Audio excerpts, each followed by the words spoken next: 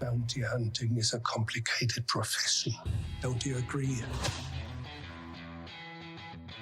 The CINIKRADIO podcast.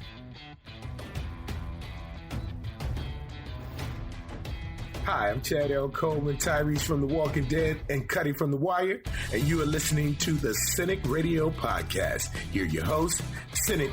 Hey, the facts are Spider-Man belongs in the MCU. Sony was delusional thinking they didn't need Marvel, and now he's back. And we, the fans, are 100% proudly responsible for that. Igrihe. As long as DC wants to make dark and gritty movies, they're going to lag behind Marvel in every category. And Ryan. Batman vs. Superman is objectively better than Infinity War. IG, did we just forget Kim? You guys completely suck. This is the greatest show of all time. And you are listening to episode 149 of the Cinik Radio podcast, and I'm your host, Cinik. And joining me, as always, my tribe of sand people, Igrihe and Ryan. And on this week's show, we're doing an overview of the latest Disney Plus jump into the Star Wars universe, The Book of Boba Fett, episodes 1 through 4. And we take a little bit of time to discuss the state of the MCU and the new shows that you should be watching during the pandemic via listener mail. Because we are the Cinik Radio podcast. Like, listen, subscribe, but more importantly, enjoy the show. All right, guys, it's been a minute, so let's jump right into it. Our buddy Barry wants to know. All right, boys, Shang-Chi's come and gone. We've had the Eternals and even Spider-Man. And not a peep from you guys. No reviews. What gives? Barry, I appreciate the question, but it's been mostly my fault. I've been not in love with the things that Marvel have been putting out, and it's hard for me to write something that I feel like I'm going to be negative about. I like Spider-Man, and I believe that we're going to circle back around once everybody's seen it and kind of do a review of it. But it's just hard during the pandemic because not everybody can get to the movies at the same time.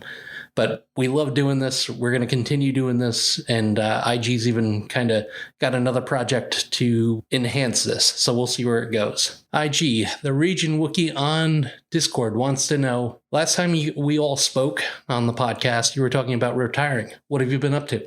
Well, I did leave my job. I'm basically pseudo-retired. I'm kind of going more into content creation. I'm going to be one of those nerds running around on Twitch and YouTube, doing whatever's interesting to me. Right now, it's mostly gaming, but we're actually recording this live on Twitch right now. So we're on there. It's twitch.tv/Jason_tries.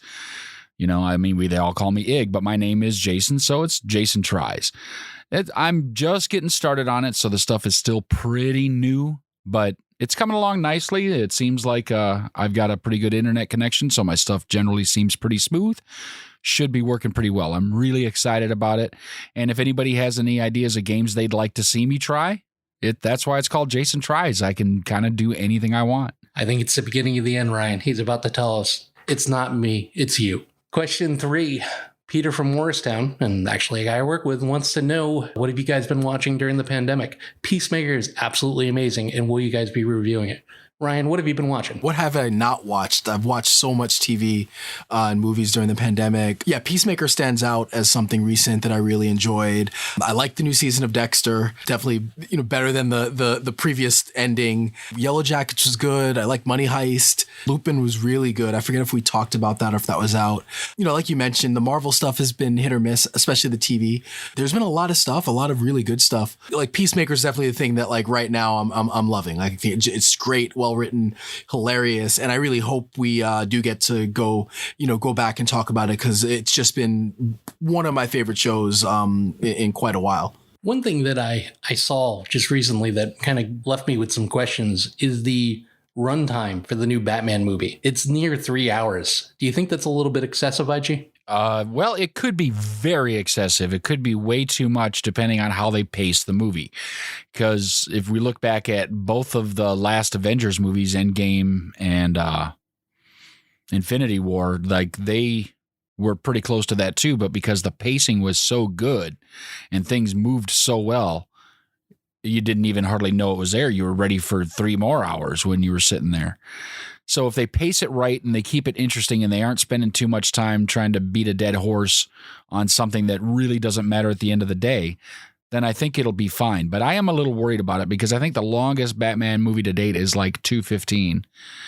So it's going to be long, but I am excited about it. I'm going to give them an honest shot because this person hasn't been involved. The director hasn't been involved in the DCEU or whatever at all so far. So this is all new characters, actors, everything. So it should be pretty good. I'm super excited about it. And like, I'm the type, if it's something I really want to see, no amount of time is too much time. From what I understand, what the movie's about, and from the trailers and the director, who I think is great, I'm excited. And I think I have a feeling that the 2.5 hours or almost 3 hours will fly by. So I'm actually really excited about that. And that doesn't scare me away, especially with what I'm thinking the story is going to be. I think it can use that time. So I think it'll be good. I just think with all the streaming platforms that movie theaters are going to become a thing of the past. And now I know that the production studios kind of pulled back and said, all right, this year they're all going to go 45-day window until they get to the streaming platform.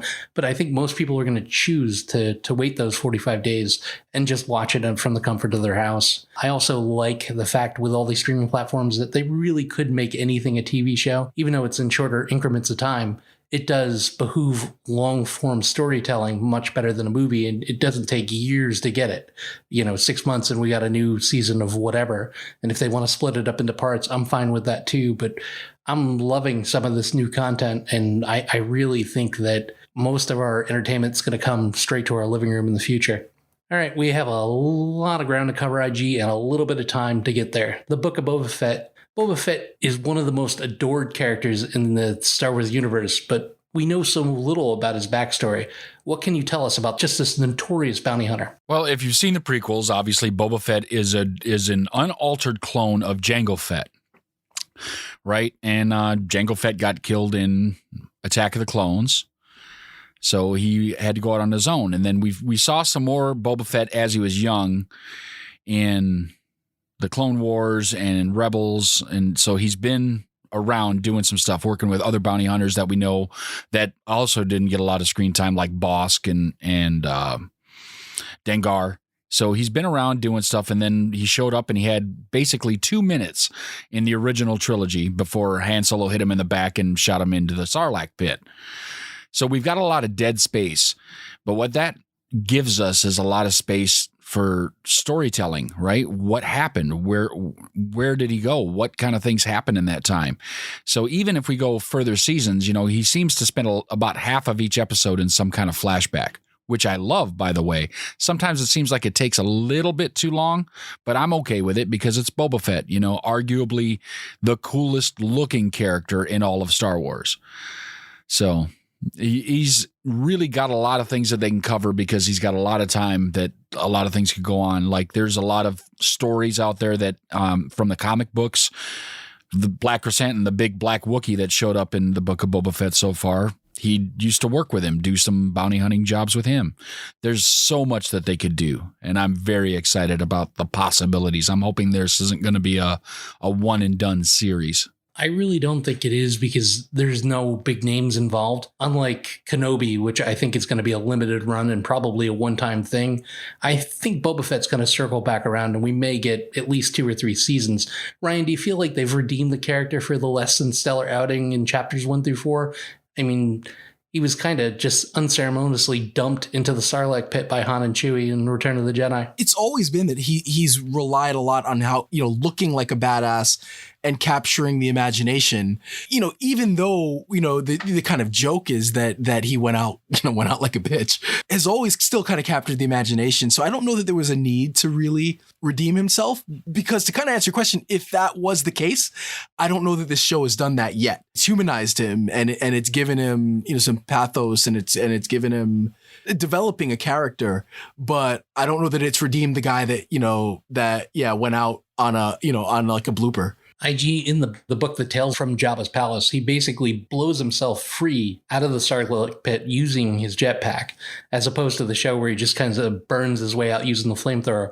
Which did you prefer and why? Well, I think I preferred the way it happened because it seemed like it's more plausible. Because if he could have just used his jetpack and flown out, why wouldn't he have flown right out immediately after getting thrown in? So I like that it's going that way, although the use of the jetpacks by both the Mandalorians in The Mandalorian and the things happening so far in this make it seem like that jetpack is way more controllable than it seemed way back in Return of the Jedi, where it was just like quick little burst and go do something. I think the way he got out is way more plausible. So it's a little bit more interesting because I think he was down there for a couple of days at least. Yeah, based off the acid and the scarring and all the injuries he had, he was definitely down there for a little bit, probably lost consciousness, better part of a day or two. Yeah, I preferred the flamethrower method. It was slightly more believable, even though he had to do a Kill Bill dig out of the Sarlacc pit up through the sand. I kind of like the way it went, and I like the Jawas just stripping his armor and cold cocking him after everything he's been through. Ryan, where the book and the show also differ is what comes next. The show goes down a path where he's with the Sand People, and we get a few episodes of flashbacks to where he goes from a water digger slave, basically, to part of the Sand People hierarchy. Is the fractured timeline story robbing us of being in the moment? Should we have gotten a full season of post-Sarlacc Boba? I don't know that we needed a full season of post-Sarlacc Boba, but there's definitely something to be said for the way that they paced it. I don't know if it would have been better to just give the post-Sarlacc Boba for 2 episodes and then give us what's currently happening, but it definitely takes away because I find that I really like the stuff that's happening with the Sand People, both from a story perspective and also just the way that they're creating an allegory for Native peoples. But then it takes a lot away from the actual, the current or present day story because very little happens and it feels like there's no real narrative because each episode when we get the flashback, it kind of has a beginning, middle, and end where the main story is just happening at a snail's pace and there's not enough time. So I definitely think it would have benefited, I don't think we needed a whole season of it, but it would have benefited from us just truncating that into the first 2 episodes. Let's just focus on that for first 2 episodes and then we can get what's happening now. We don't have to deal with the back and forth because I just think it kind of messes up the narrative. It just doesn't feel like there is a narrative because of that. Yeah, muddies the water a little bit. Yeah, IG, you spoke to not liking that you wanted to see more headway in the current story, right? Absolutely. Because something's got to happen. Now, I think we're finally going to get some stuff happening after the last episode. There's some clues coming around and hiring Black Chrysanthemum and taking on Fennec Shand as basically his major domo. It's really going to start kind of heading off. And I think we're going to have less and less flashback stuff because, they told him that he's basically done in the back to tank now too. So he's not going to be in there just having dream time. The back and forth sometimes was so much that it just kind of muddied what we were doing and where we were going. Now it's starting to show up a little bit. It's kind of like The Godfather, which obviously is a great movie. Both the first and the second part of The Godfather won Best Picture. So it's not a bad premise to take off of, but it's been done. So now we're just doing The Godfather in space. Yeah, I kind of blame Lost for really making that storytelling more prevalent in television. I mean, Lost being on one end of the spectrum and Westworld being on the other. I mean, it falls a little more towards Lost, but it's not completely a discombobulated mess. Now, IG, based off the few episodes that we've seen with the Tusken Raiders, do you feel like they've been slightly misunderstood for the last 40 or so years? And do you feel worse about committing the Anakin-like genocide on them all those years in Star Wars Galaxies? No, I don't feel bad about all the killing them in Star Wars Galaxies because they had good loot if you got to the higher level Tuskens. It's any people living anywhere that other people come in, right? I felt bad when Anakin actually did it in Episode 3. I gained even more understanding and compassion for them in the last season of The Mandalorian when they were encountering them there on Tatooine again. They show that they're just a people. They have their own language. They have their own rituals. They do their own stuff. And they're surviving pretty comfortably somehow out in the sands with just basic shelters and digging water out of black melons from the ground. Yeah, I don't know how thirsty I could ever get that I would drink that water that they drink. That just looks like something out of a mud puddle. And then when they pop it open, there's kind of smoke coming out of it. I think dehydration would probably be better. Ryan, Fennec Shand is a partner. He finds the master assassin half dead on the sands of Tatooine just like himself. As she died, she was resurrected. She comes back as Fett's number 2 to help him get his iconic armor. But can she be trusted? And do you think there's a chance that she'll turn on him? It's a little weird. It's like they kind of changed, in The Mandalorian, she basically said she owed, it was like a life debt, she owed him her life, where in Book of Boba Fett now it seems like she's, there because she kind of wants to be there and she can leave if she wants. It would be a surprise, actually, if she did come out, because it just seems like nothing's been built for her to be someone to turn on him. But you never know. That's the kind of character that I guess now I wouldn't be shocked, but I have a feeling it'll be pretty straightforward and that she's going to stick by him. I like her as his number 2. I'd be shocked if it happens, but at the same time that would be pretty good. I did some research. Slave 1, there really wasn't a reason behind the name, but we grew up loving it. In today's world where everything could be an issue, do you think Disney was just getting out in front of something by changing the name of Fett's ship? And do you think it was necessary? And it's funny, all right, so they're changing the name of Fett's ship, but they haven't given us a name. They haven't told us other than it's Boba Fett's ship or a fire spray. And fire spray is a class of ship, just like the Millennium Falcon is a Corellian freighter. There's a lot of things out there that use words that maybe people would get upset about unless they understand what's going on, like in computers. I'm a big computer nerd, and you do something in computers where you link multiple drives together and one is a slave. Well, nobody's like trying to compare that to actual slavery. That's just the computer term. You have a slave drive. And, like other languages, black is a term that I'm not going to repeat on the Cinik Radio podcast, but in Spanish, like if I said it to people of color, they'd get upset, even if I'm just speaking Spanish at the time. At least in America, because here is where it tends to be, the woke population more than anywhere else. Sometimes things just have to be what they are. I mean, if you're upset about a ruthless bounty hunter who's now trying to become the crime lord of a spice-driven planet out on the outer rim of a made-up place having a ship that has slave in the title, I think you're worried about the wrong stuff. Yeah, I mean, we have Russia about to attack. We have China about to take Taiwan back over, but Boba Fett's ship is definitely the source of all our problems and needs to be changed right away. I think Disney goes a little overboard because there are certainly situations in media or pop culture where a change is necessary or does make sense. But something like this, it's not like there was a group of people clamoring to change the name. That was like Disney anticipating it without actually it's not like there were people, signing petitions or protesting the name of Slave 1. So that's more, almost an issue of like being, overly cautious. And then that, again, talking about muddying the waters, it then muddies the waters because then you can throw that out. And then, there's certain situations where it is useful, but if we're kind of censoring things like that, it makes the times when it's actually necessary, it kind of diminishes that. And so I think that's the problem with it is like, no one was asking to change the name. So it just seems weird that there's like not a market for that. Yeah, it just seemed like a preemptive strike on something that could possibly be a problem, but it was the word slave. I could see if he had slaves and he called it Slave 1, that would be an issue. Yeah, like okay, it's like oh God, the freaking guy in Phantom Menace, it's kind of like the Jewish stereotype. The slaveholder, the actual slaveholder with Anakin, like Watto. That's a character. Watto, like that's a character that, maybe a character like that, not the best character for a number of reasons, but Slave 1, that's kind of dumb, like to go after. Ryan, Black Chrysanthemum has jumped from the pages of the comic books and into our hearts. What are your thoughts on him? Is Chewbacca about to take a back seat on our number 1 favorite Wookiee list? I know of the character from the comics. I didn't read all of those comics, so I don't know. I know that he's a badass. I know he's an amazing fighter. I don't know, and he looks great on the show, but they didn't do great justice to him in the couple episodes we saw him. Like, he beats the hell out of Boba Fett and the group of people with the mods, but he didn't. He kind of went out bad, like by by just happening to step, over the not the Starlight Pit, the oh God, my brain.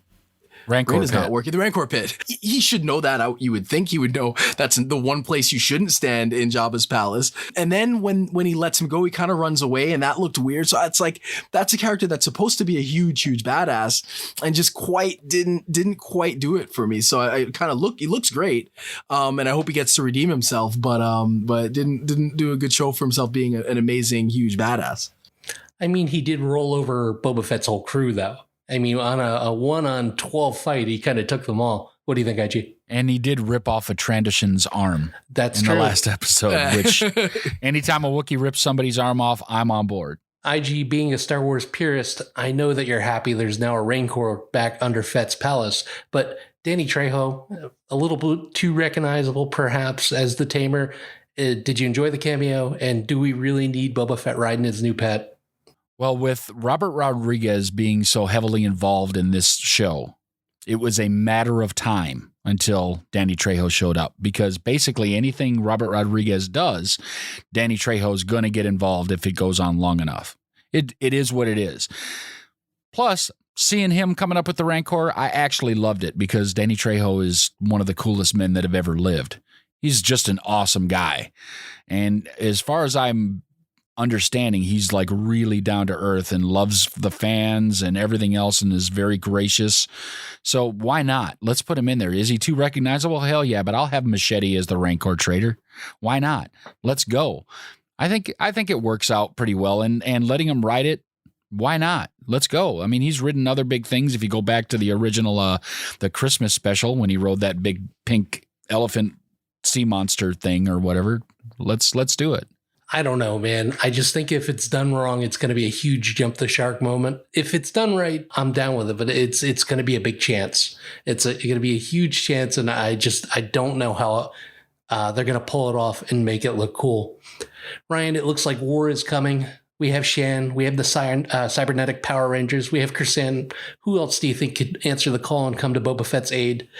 Your rating for the first part of the season and your final thoughts. It definitely has to be Din Djarin. Like, the Mandalorian has to show up. I think, you don't tease, in our chat, I texted which is true. I got goosebumps when they played that theme. And so it's gotta be him.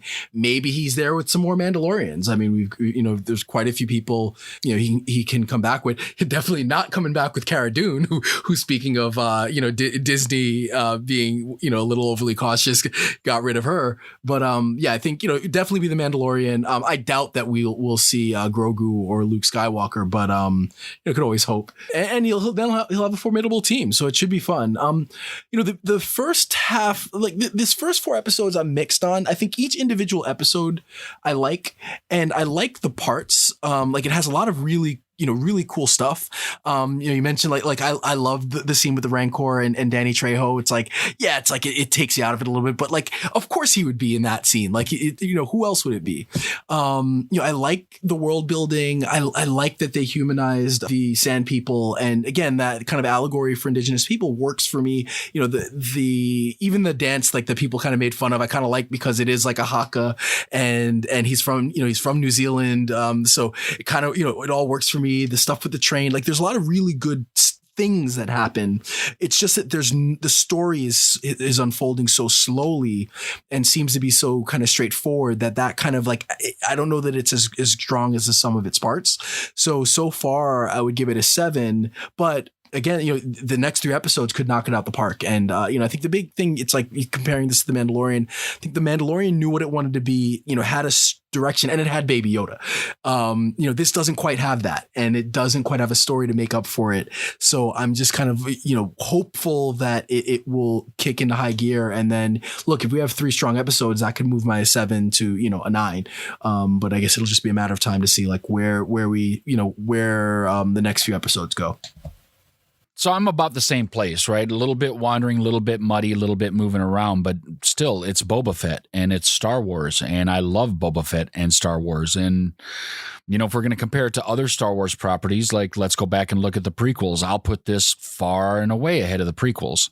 I really enjoy it. I mean, there's just so many things that they have done that I really enjoyed, and so many things that they can do that I'm waiting for. Now, there are things that I'm not a big fan of, the mods and their speeder bikes, man. Couldn't they ride some stuff that looks like it belongs on Tatooine instead of looking like they're riding Vespas down the middle of Venice or something? I mean, they're terrible looking speeders that they're riding. And they're not rich kids, because they're complaining about how much money they're having to spend to get water from the water merchant. And they've got these bikes that look like they're all tricked out. It just doesn't make sense. But they could end up being really cool. One of them could be end up being Dr. Aphra, from the comics. So I'm waiting to find out and see what happens with the mods. certainly interesting, and I liked watching them chase the mayor's assistant through the streets, even though their bikes were terrible looking. There's a lot of good things to be said. Getting Danny Trejo is awesome. I'm just really excited for seeing Din Djarin show up, and because he's got the Darksaber, really the other Mandalorian should have to be answering to him.